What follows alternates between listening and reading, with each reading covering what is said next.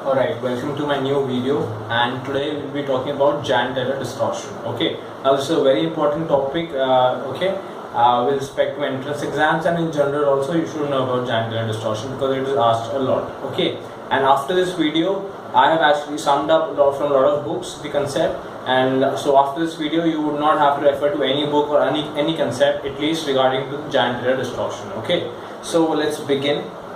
So first of all, what is Jahn-Taylor distortion? Okay, so in octahedral complexes, okay, what happens is, so for example, let's say there's any octahedral complex with these 6 ligands attached to a metal center, okay, and all these 6 ligands are the same ligands, okay, but still sometimes what happens is there's a distortion from the octahedral geometry, and the reason for that is to remove the electron, to remove the degeneracy. Okay, now let's see what I am talking about. Okay, so first of all, the d orbitals of metals in presence of a ligand will be divided into T2G and Eg. Okay, so they will be divided into T2G orbital and Eg orbital. Okay, now this T2G also has 3 degenerate orbitals. Okay, which is dxy, dyz, and dzx, and the Eg orbital has 2 orbitals, which is dz square. X square y square and dz square.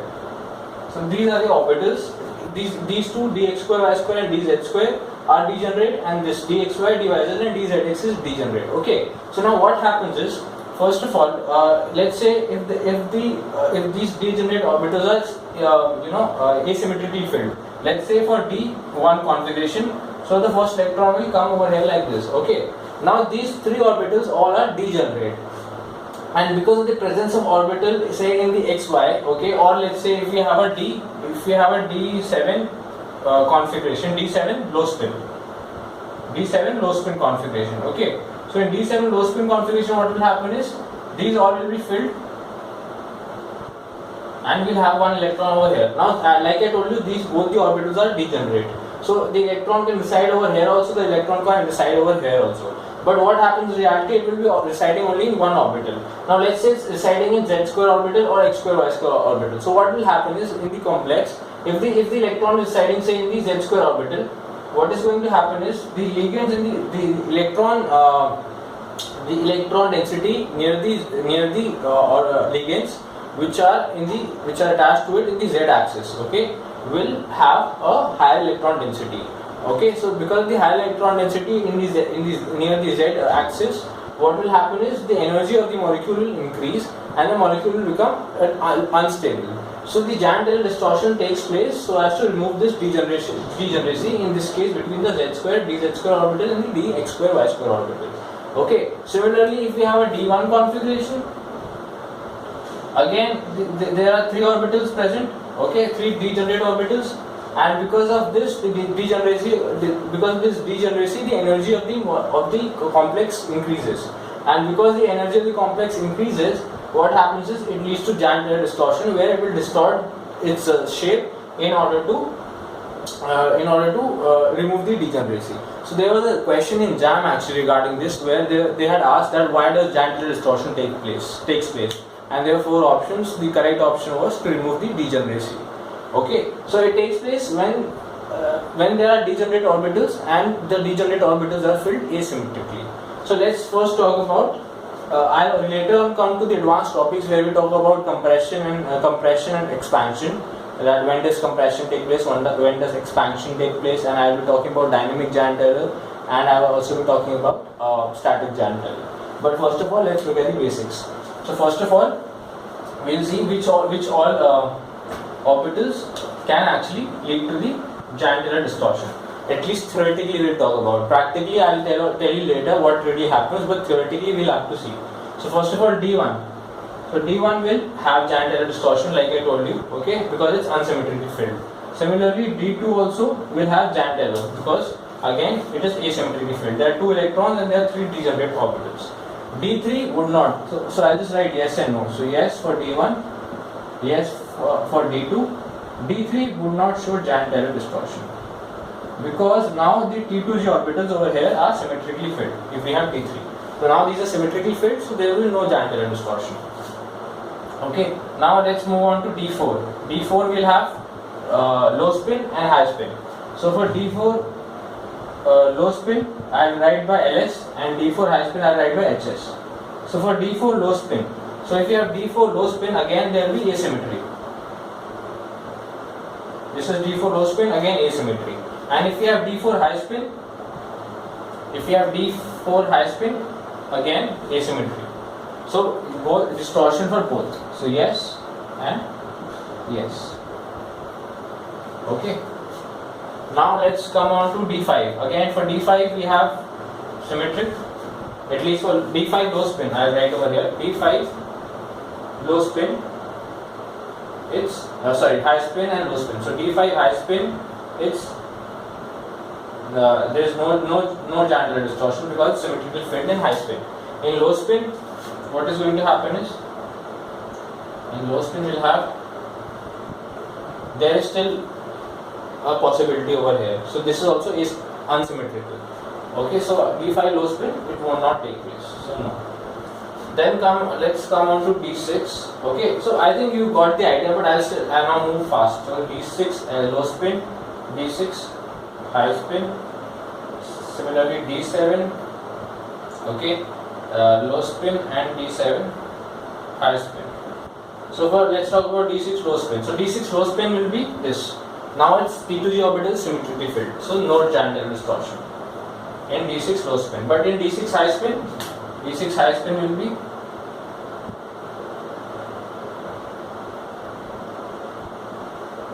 let's say unsymmetrically filled. Okay, this is symmetrical AG, but T2G is unsymmetrically filled. Okay, so it is the Jandler distortion will take place. D7 low spin so D7 low spin. So we have and this. So this is D7 low spin, and this is Jandler distortion, yes, and a very high amount of Jandler distortion. Like the distortion is quite huge.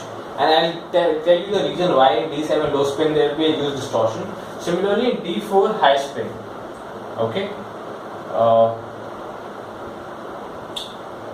D4 high spin, there will be again huge distortion.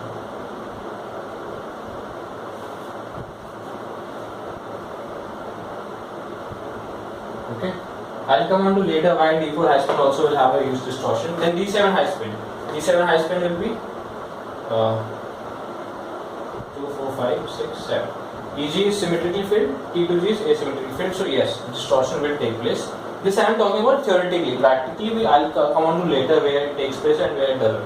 And D8, for D8 we have 4, 6, 7, 8. So T2G is symmetrically filled, EG is also symmetrically filled. So both for high spin and low spin, D8 and high spin and low spin has the same configuration. So there will be no Jandler distortion in D8. And in D9 there will be again Jandler distortion, and that because it can occupy an x square, y square or z square orbital. So again yes, and huge distortion will take place. Okay, let me just check whether it's filming or not. Yeah.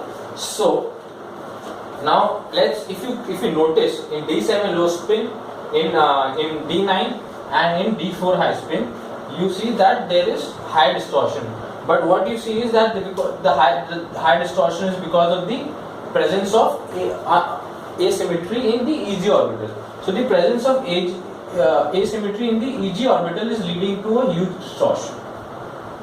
Okay. Now let's talk about the reason for that. Okay. So like I said, D7 low spin, D4 high spin and D9, there is a huge distortion taking place. And now we need to know the reason for the distortion. Why only EG orbital is showing a huge distortion?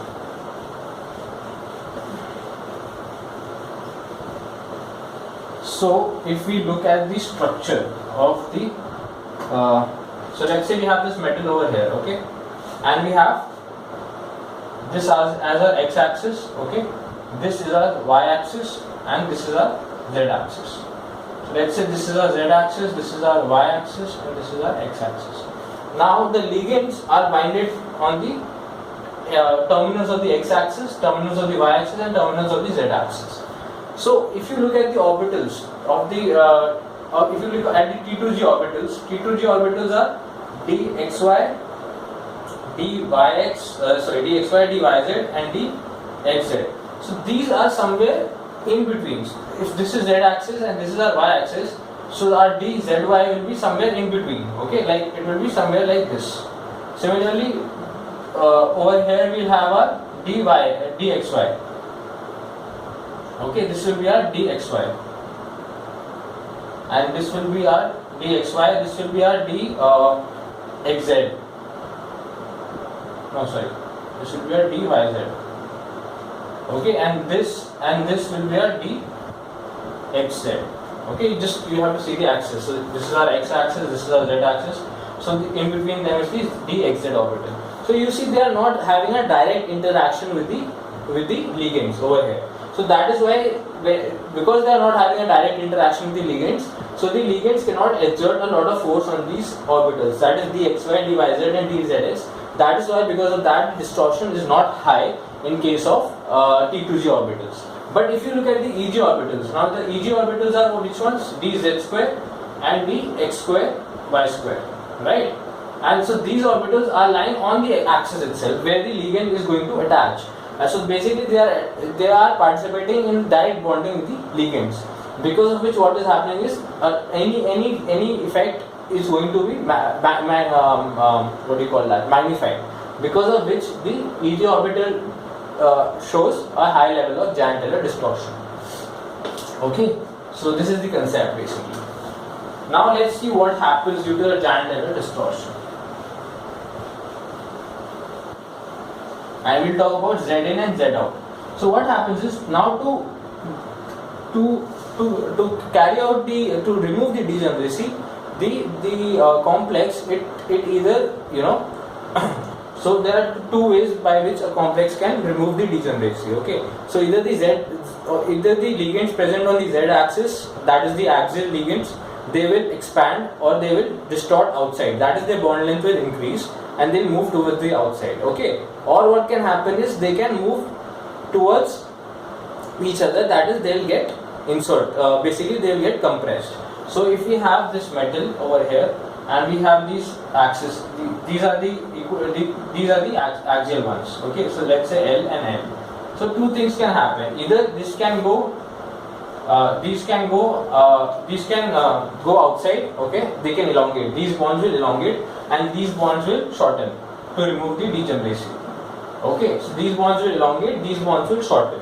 So this is known as elongation, or this is termed as elongation or Z out distortion. So elongation or Z out distortion. Okay, and the second one is where we have this metal, then we have this ligand. So now what is happening in this case is, I'll just draw it. We have this. So in this case now compression will take place, that is the axial bond length will decrease, that is they will compress, and these bonds will increase in length. Okay, these bonds will increase in length, and this is known as the Z in distortion or compression. Okay, so this is Z out, this is Z in. Okay, so you just note it down, because now I will be drawing the orbital diagrams for these two distortions. Now if you see in this particular case itself, you will see that the elongation is actually more favorable than the compression. Why? Because in elongation there are only two bonds which are increasing in length and 4 bonds are decreasing in length. Okay, whereas if you see compression, over here these bonds are increasing in length, 4 bonds, and these 2 bonds are decreasing in length. So it is more likely that the elongation will take place rather than compression. Okay.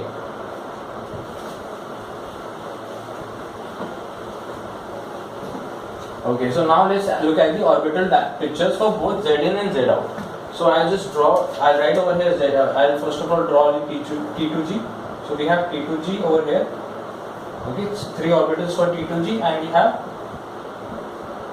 2 orbitals for EG over here. So here I'll write Z out.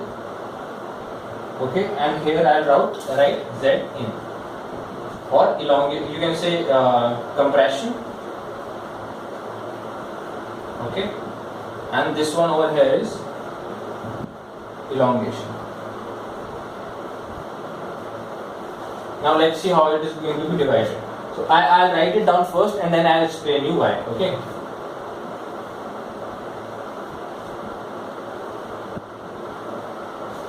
So this is dz square, dx square, y square. Okay. Then we have dxz, dy, dxz and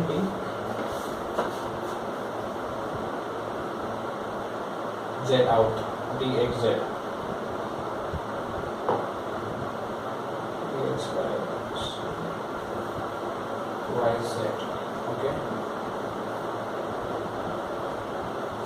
So this is for z out. Okay. Now let me explain you this. I'll just check. Wait, just a second, whether it's filming or not. Yeah.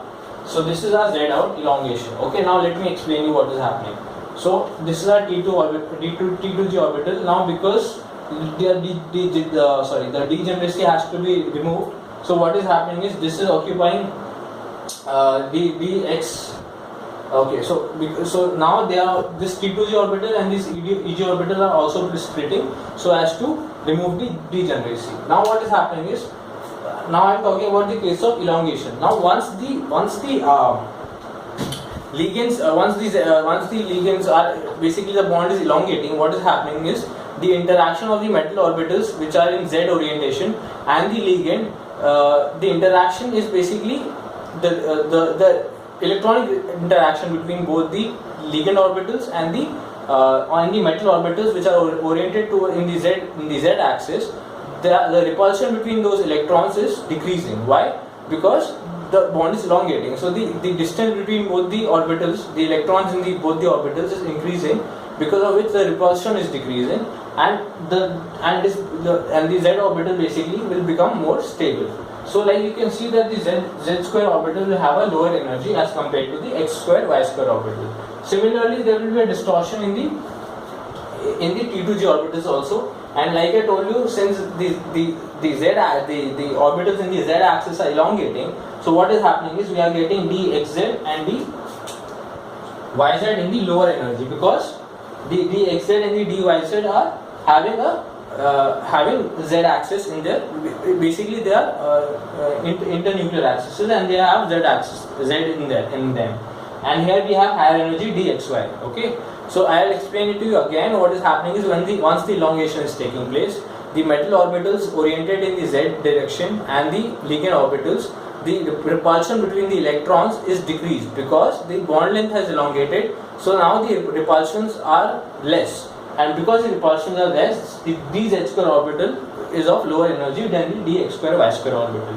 Similarly, the dxz and dyz are of lower energy than dxy. So you do not need to mug it up, it's very simple to understand. But once the compression is taking place, now the compression is taking place, what is happening is that the dz square orbital, now the metal orbitals and the ligand orbitals are coming closer in the Z orientation. Now because they are coming closer, there is a lot of repulsion, and because of the repulsion, the energy of the dz square orbital increases. So in the compression or Z in distortion, what is happening is the energy of dz square orbitals is increasing. Then we have dx square, y square. Okay. Then we have our dxz, and we have our dyz and dxz and dyz is over here. So, and here we have our dxy. Okay. So this was all about the compression and elongation. Now, for example, if you get a compound, say, okay, first of all, after D, so we have 2, 4, 6. After D6, that is from D7 to D9, you cannot predict by Jahn-Teller distortion. It cannot tell you whether the compression will take place or elongation will take place. You can only tell whether a Jahn-Teller distortion will take place. But like I told you, in most cases, like for example copper 2 plus in D9 electronic configuration, and most of the copper complexes, they give elongation. Okay. So if I don't think they will ask you in the entrance exam, because there is no way to predict after D6 whether it will be going in whether it will be showing Z out or Z in. Okay, after D6. So For copper complexes, generally the elongation takes place. Okay, so the Z out will take place for copper complexes. But for D1 to D6, you can actually predict the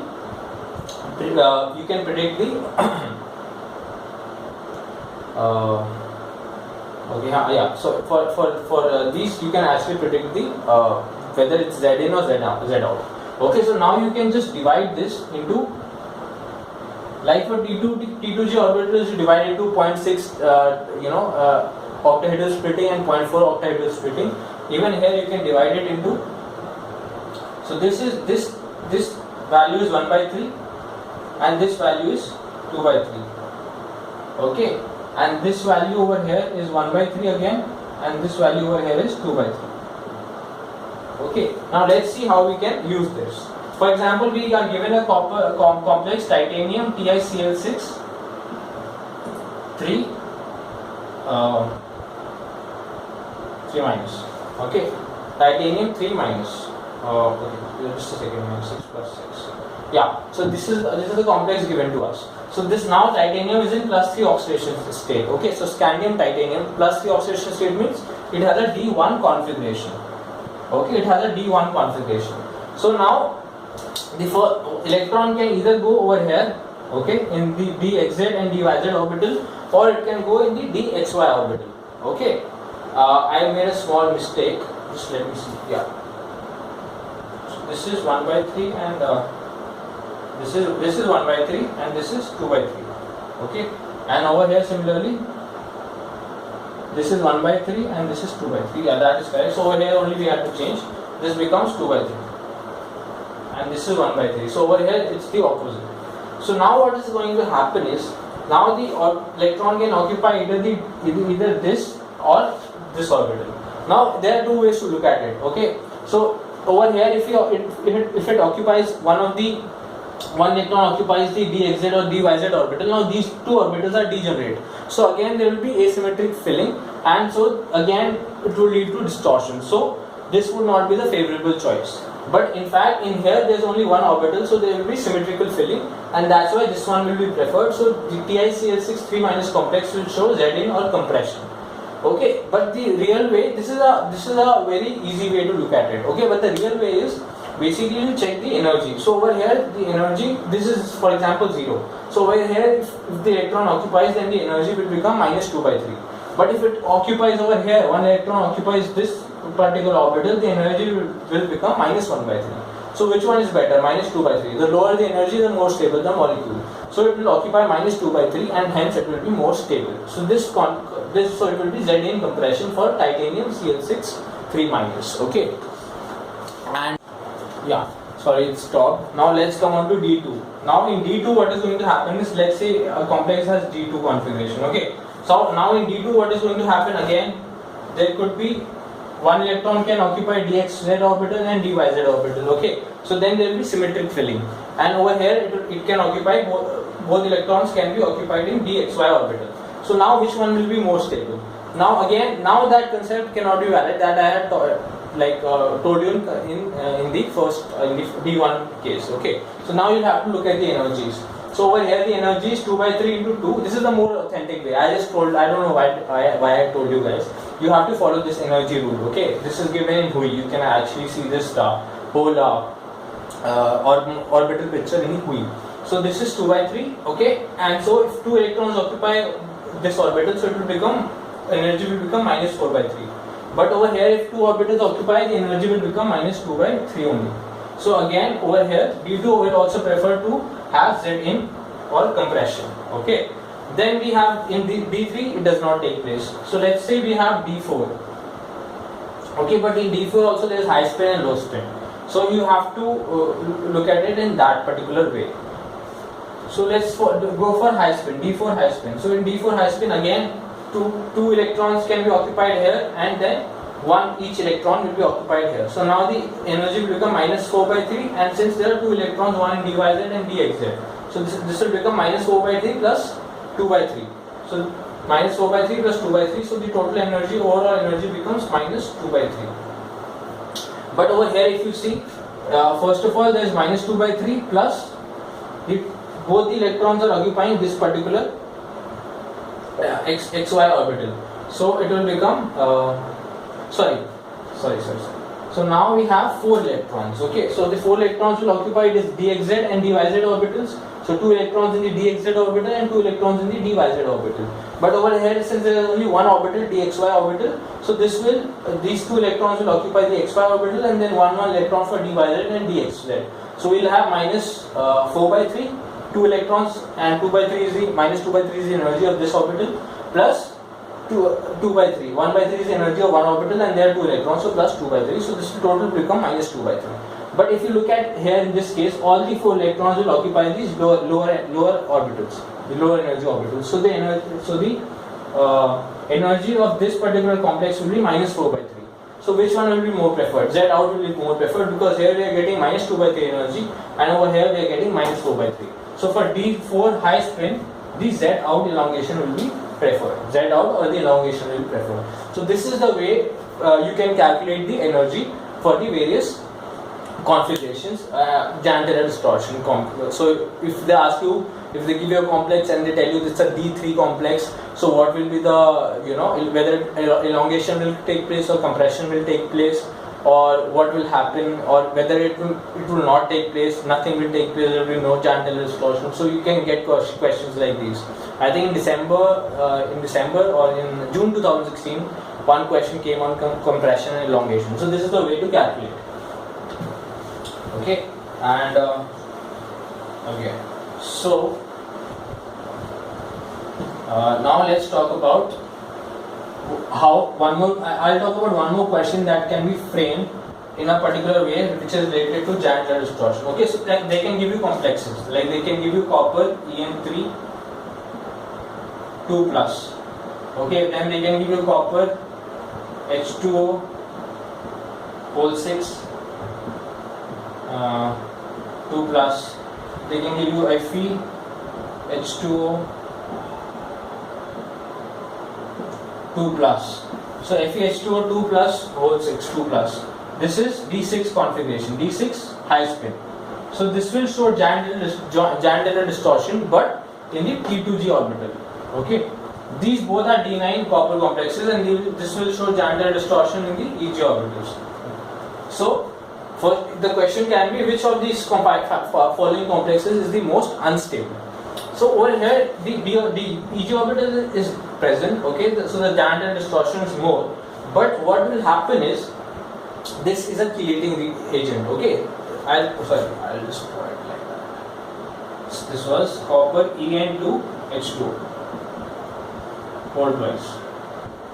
Okay, so this is a complex copper En2H2O whole twice and copper En whole thrice.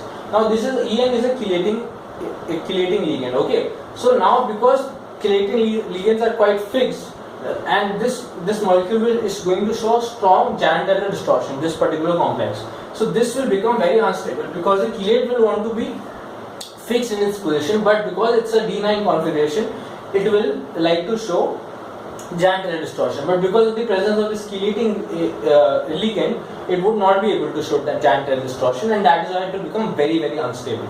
So questions like these can also come. But over here we have two hydrogens, two water molecules. So these water molecules can occupy the z-axis, and then the Jahn-Taylor distortion can easily take place in this complex, but it cannot take place in this complex, and that is why this will become very unstable.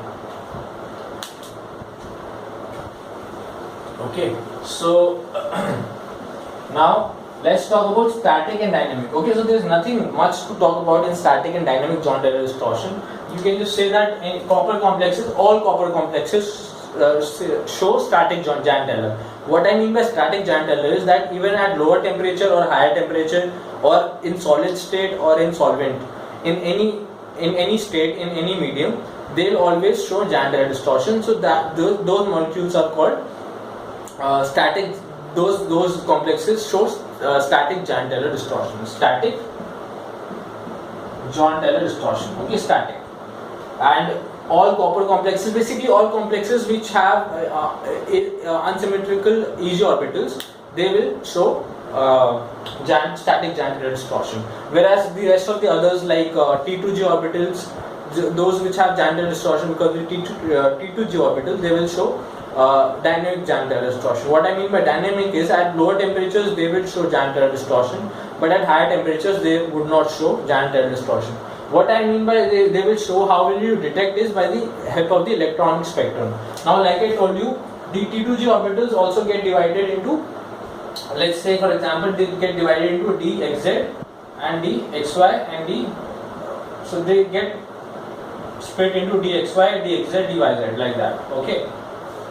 Now this, and then we have our EG orbitals, let's say dz square, and we have dx square, y square. Now what is going to happen is, say our electron is here in the dxz, yz orbitals. Okay. So now it can either get excited to the dz square orbital, or it can also get excited to the dx square, y square orbital. So now this same T2G, okay, if it was T2G, so this is T2G, okay, and this is EG. So there was only one peak that you will see from T2G to EG.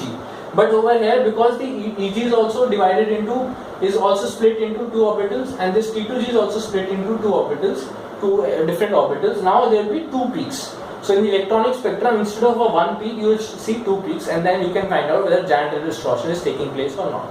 And so at lower temperatures, even those complexes which will show T2G Jahn-Taylor distortion, they will also show two peaks. But at a higher temperature, they will show a broad band, a single broad band. So that is why it's known as dynamic Jahn-Taylor, because it depends on the condition. At lower temperature, they will show two peaks, but at a higher temperature, they would not. So this was static and dynamic Jahn-Taylor distortion. Okay, so complexes like I just mentioned, Fe H2O whole 6, 2 positive. Over here, this iron is in D6 high spin, so it will show T2G distortion.